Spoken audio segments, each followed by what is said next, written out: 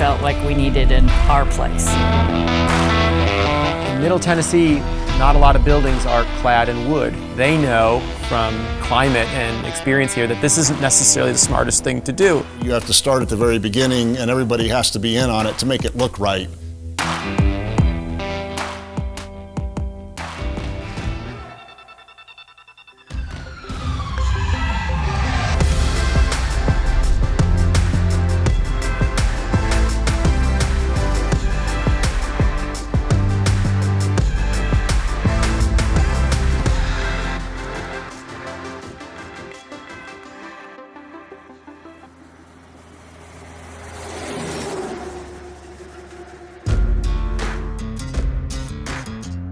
It's fall and I'm heading to a home just outside of Nashville on the edge of the Appalachian Mountains.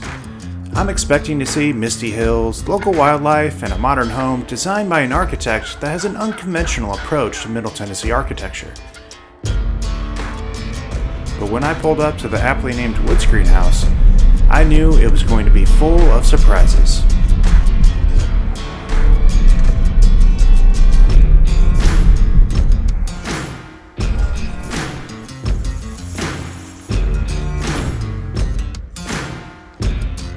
The first big surprise is the scale of this house, and that's evident through this grand entrance. The second surprise is up the stairs.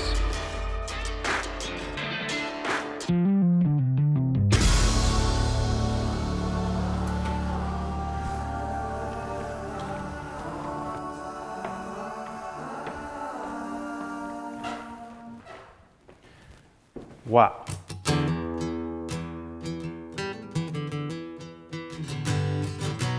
Formerly a 1975 Tudor, the new house has an open floor plan filled with natural light from floor-to-ceiling windows. From the floating second floor to the stairs positioned along the edge of the outside wall, this home is also an engineering marvel. It took a lot of people to design and build the Woodscreen house.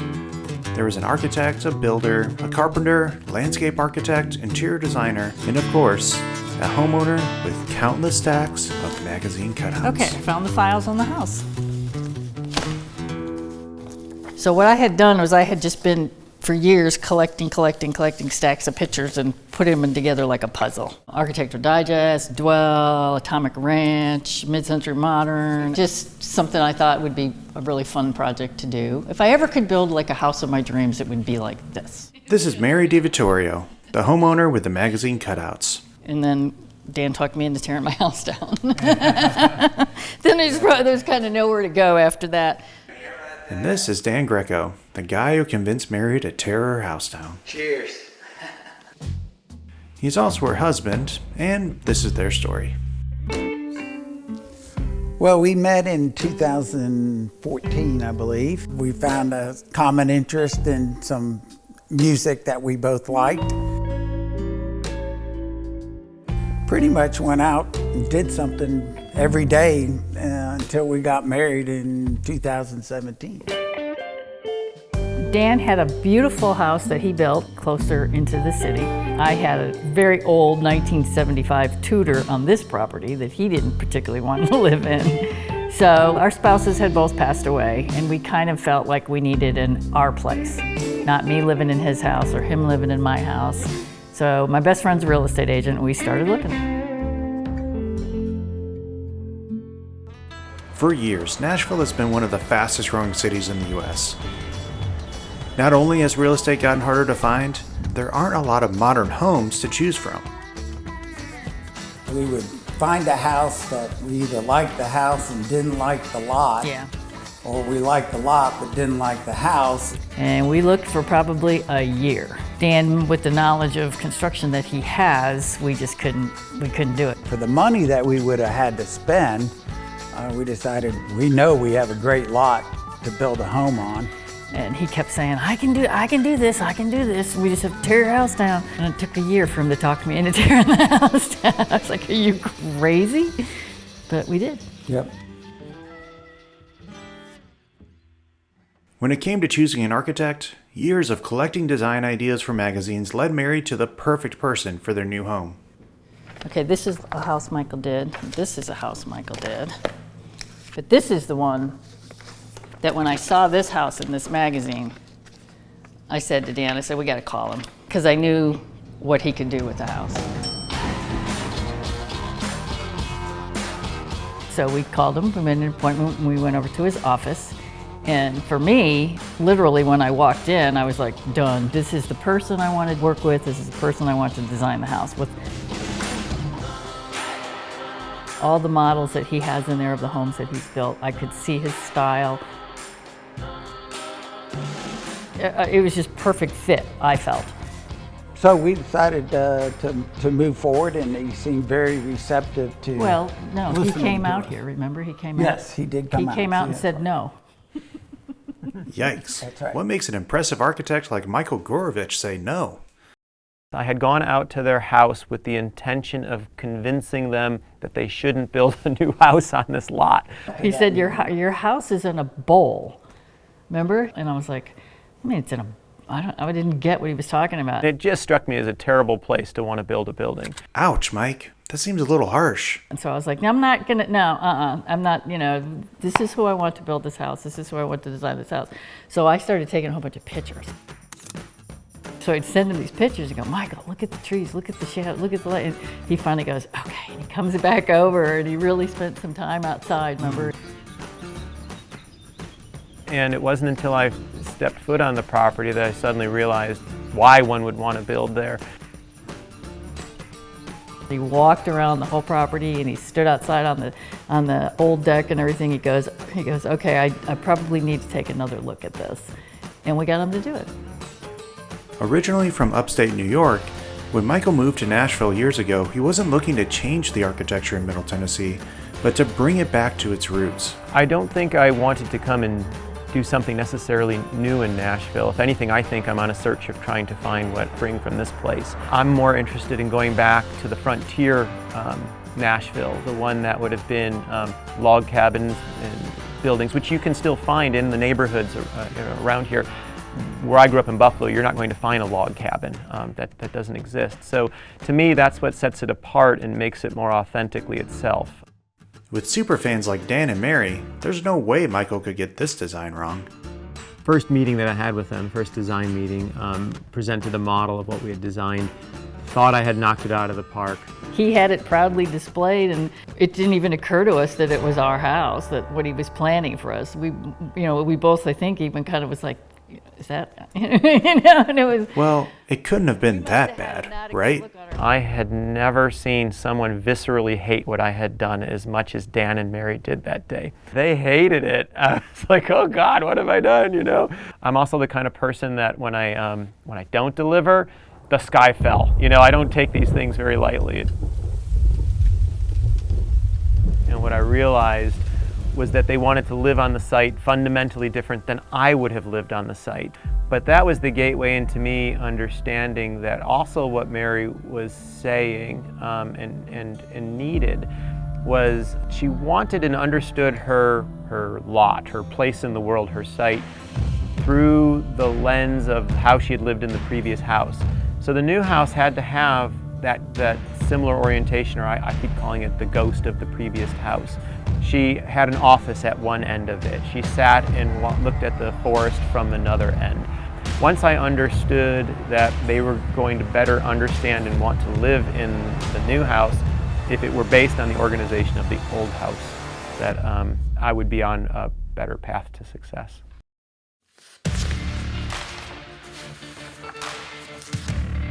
At the second meeting, I'm definitely not thinking I'm hitting anything out of the park anymore. I really like what I'm about to show them. Think this is a really good house. I know this is a new step for me. I console myself before I've even gotten up to bat of the loss, but it's like, okay, if this doesn't work out, I've got something that I can use for another project because this is pretty great. They listened to everything, my explanation for why things were the way they were and the architecture, and it wasn't so much okay, you got it now. It was like, okay, let's move on to the next thing. Let's talk about it. Let's get into it. And it instantly turned into a work session.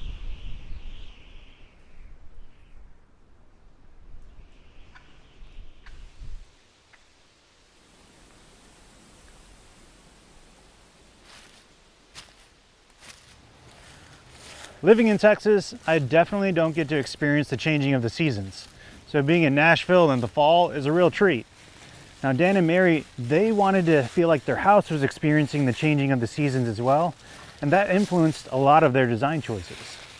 I said, you know, the two things that I wanted in the house were lots of windows to see the outside, and I don't want any hallways. And those are only two things that I was just like, gotta have it, gotta have it, gotta have it, gotta have it. And so when he designed the first house, it didn't really accomplish the outside part that I asked for. And so then when we went over it and started with house 2, and he did that model, and then it was what we have now. And I said, you know, Dan and I both were like, yes. And he goes, so if I could actually build you an all glass house, you would have been happy? And I said, yes. And he's like, we can't do that, but we can do this. And I said, perfect.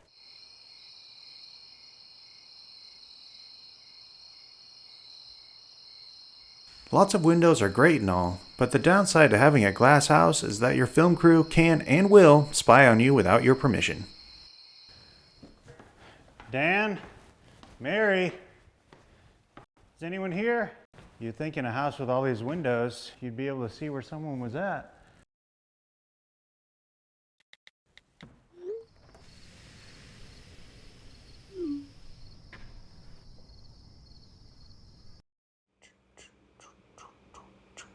Here we go. This is a good one.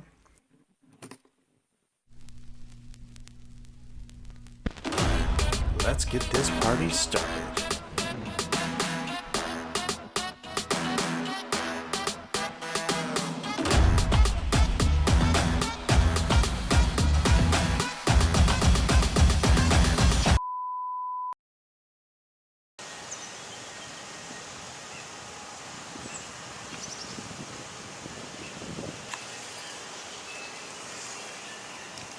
There's something magical about concealing as opposed to revealing.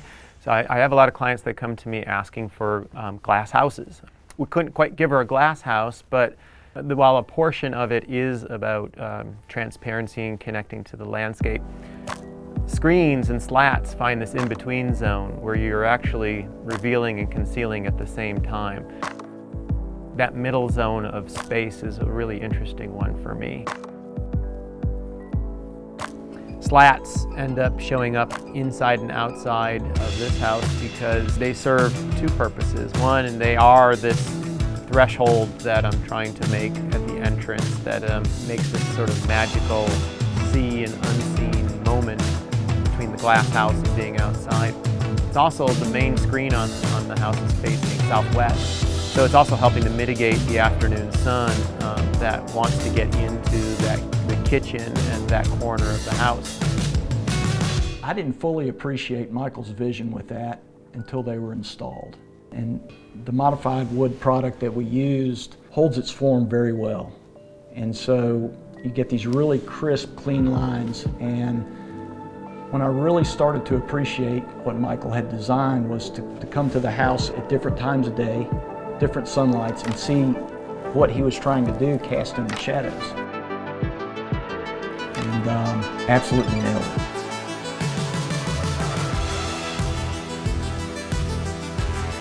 The inside slats are solving the same kind of problems too. So I use them for return air grills, for hiding speakers, for hiding equipment. So I get consistency through the house by solving all of these pragmatic problems.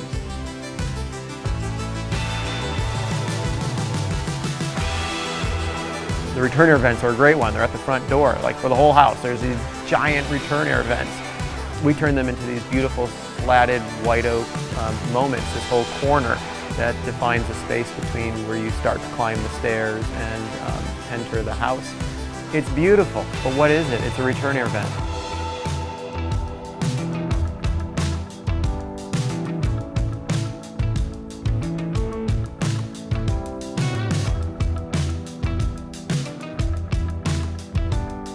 As the contractor, every project has a different level of involvement with the architect.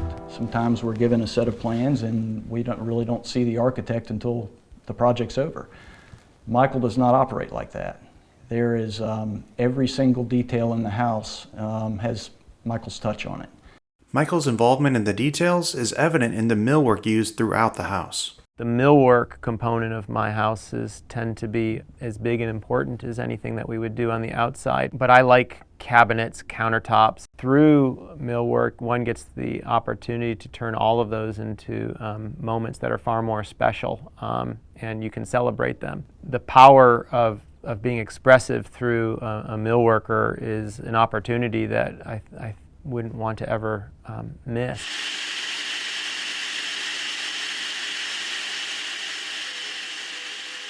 Cabinetry and paneling like you see in the wood screen house can't be bought at a store.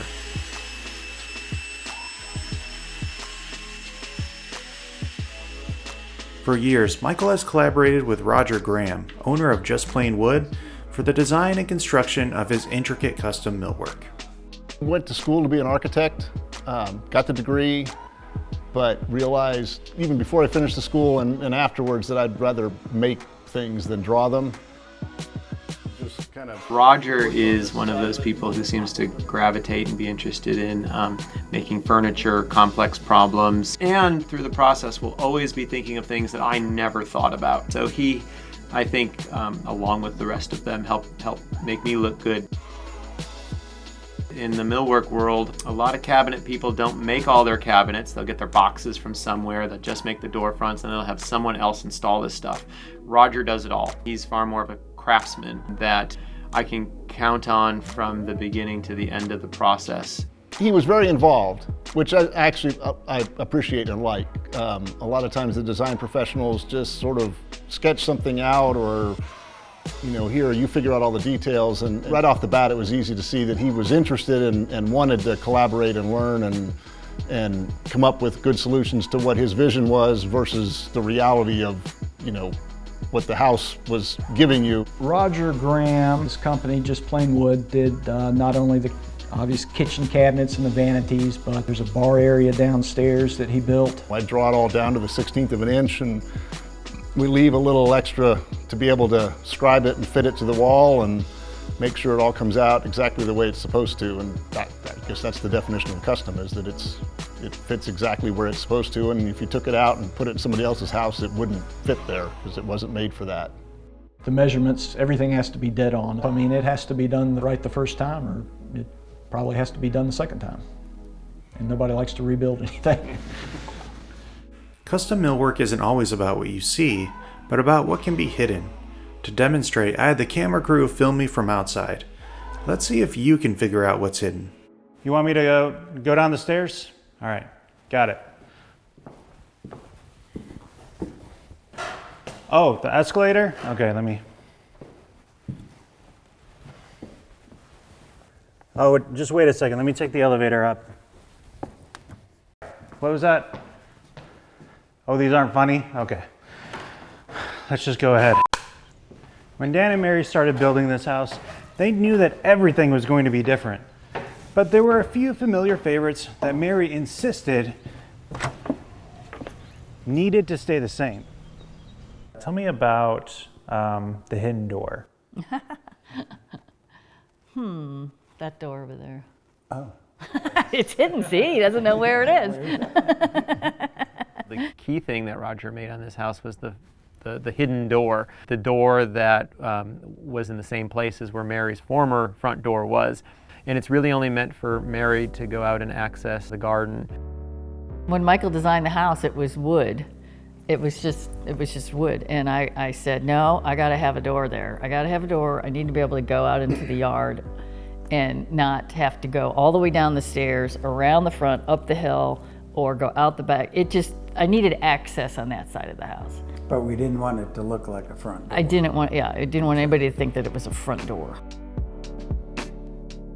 For a millworker to make an exterior component of the house, that's a pretty special thing because it can't warp, it can't check, it's got to function and be part of the exterior envelope. So that was a place where Roger interfaced with the building in a big way. The front door was a little challenging because it's intended to almost not be visible from the exterior. So getting that to work is the challenge. I mean, it's just, don't build a door. That's the simple solution. Because none of us really understood why you were so insistent. I won on though. having a door. Yeah, I had to talk 5 men into, I want a door, and I got one. Mary got what she wanted a lot, and she was good at communicating what she wanted to the rest of the team by using visual aids. Everybody got used to me on this project. Like I was telling them, I'm real visual, and I either need to show you a picture of it or I need to build a model of it. I need to hang a piece of paper from the ceiling and say, do it like that. I can't, that's the only way I can do it. The way I felt about it was it eliminated mistakes, and it made things take less time. If I could say, hang this light here at this height, instead of, how hard do you want it when the light shows up? And so, things like that they were all figured out because I had cardboard pieces hanging all over the place. Those were all hung up in pieces of cardboard so we could see how the light was going to go through the window. The way this whole project started was based on this photograph. I had seen this in a magazine, and I showed it to the architect and said, can we do this? And that started it. Mary got the floating staircase she wanted too, but it brought a unique set of challenges. The main entrance is tied to the main stairway, which run up the back side of the long part of this rectangle, which means that I'm making a wall suddenly 2 stories without any support from the inside, without any bracing from a floor, and at the same time I have nothing to hold up the floor. So I had sort of made a box and then sawed it in half. The wall of windows and the floating second floor are an aesthetic masterpiece, but none of that could happen without a lot of support from this guy. As far as supporting the second floor was concerned, we had to have at least one column. Because I needed to add the column there, it then became a way of dovetailing a support for a steel floaty stair as well. So the staircase is a piece of art on its own. We had some steel mounting plates that come up to receive custom-made white oak treads that are floating on that steel. You have a landing midway that has to exactly meet the threshold of the front door. And then the staircase takes off again from there. It has to be exact, has to be spot on, and all the rises and all the runs have to be exact. Aesthetically, I think it's very cool. If you come down the road at night, you can see through the house from one side to the other. It's wide open glass, and then the staircase bisects that. So it's, to me, a really cool design feature. So the column is holding up the second floor, it's also holding up the stair, but it's also then taking on a critical architectural role as a figure.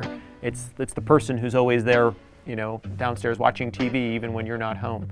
And those are the opportunities that I'm constantly looking for. And what's great is I know they're always going to come up. One of the awesome things about this house is the landscape and everything that you see here. And it took a lot of hard work and design. Mary was very involved. But in doing that, she gets to showcase all of the wildlife in the property itself, like these wild turkeys.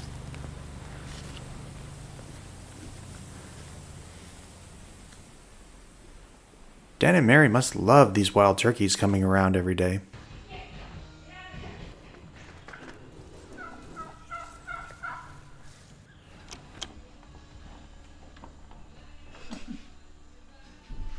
Everyday problem.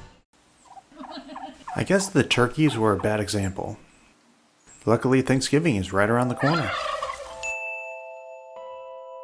The landscape was always the most important thing about this house. It's the thing that I guess I think about the most. Mary asked for a glass house, I think, because she is a gardener. And that I keep telling people who ask about the house, all we did was give her a place to set up shop so she could do her life's work, which is going to be the garden that she's going to spend the rest of her life working on. A lot of what the house where the house is now, was where all my gardens were. So it was a real adjustment for me.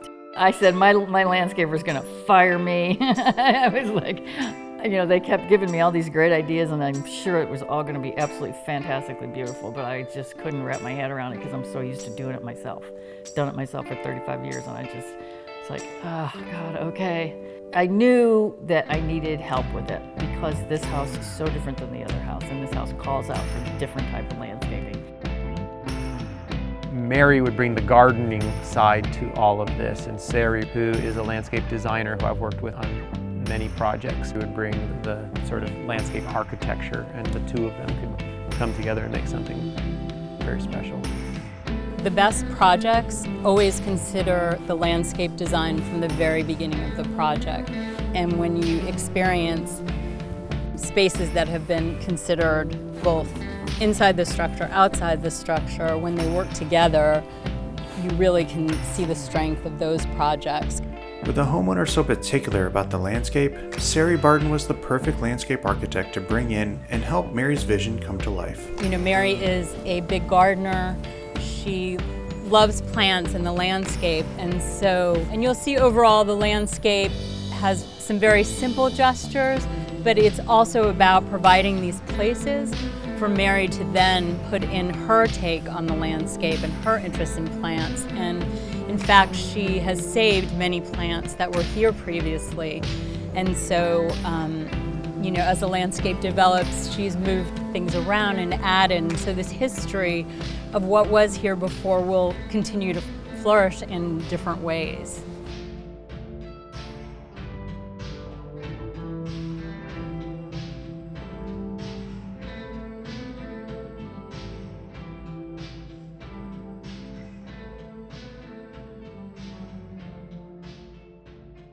I used this house to define this thing that I'm really interested in after. What is an authentically Middle Tennessee architecture, both inside and outside? I think that this house does belong in Nashville and in this setting. It works really well.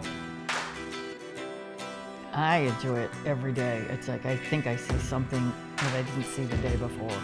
No matter where you go in the house, there's something extraordinarily interesting to look at. Even now, Mary still shares photos of the house with Michael, confirming how special this project is to her and Dan. I just appreciate it every day, and I'm not used to it. I'm not ever going to get used to it, I don't think. It's just too beautiful. I'm Ben Roberts, and this has been Design vs. Build. No, so can you give me a tempo that's like